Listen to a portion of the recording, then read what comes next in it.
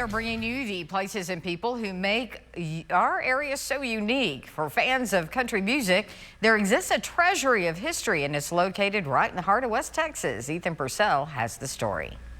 Ethan Purcell here in front of the Heart of Texas Country Music Museum in Brady, Texas, a hub of honky-tonk history for over 30 years. But museum staff tells me this place has a story of its own.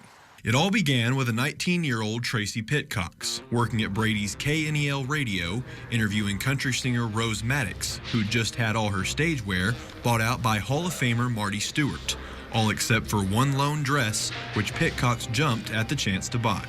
She said, I've got a bill at the pharmacy for $100 that I need to pay.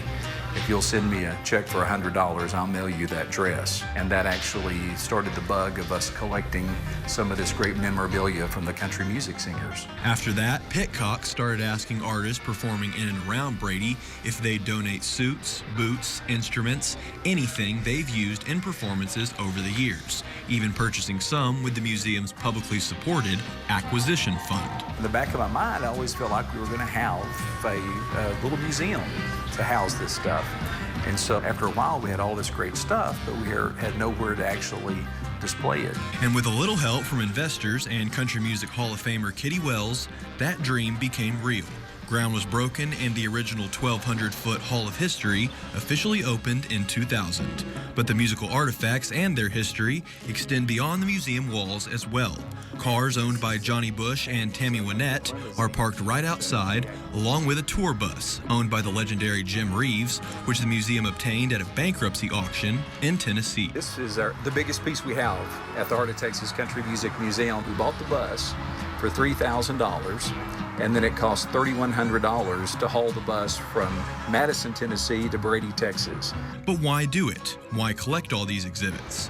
One country recording artist, Daryl McCall, with a suit of his own on display, explains. It means everything to me. It shows me that people are still knowing who I am and wanting to know who I am. And I'm proud of this because it's country music. I just like it. I wanted to see all the outfits because it's really impressive. And he's got a very good display. Yeah, it's awesome. It is, really is. I think our mission is just to preserve and protect. It's neat to see country music fans come from all over and they see artifacts from like a Bob Wills fiddle. They're just amazed because that's what the music that they loved and they grew up on and they still appreciate today.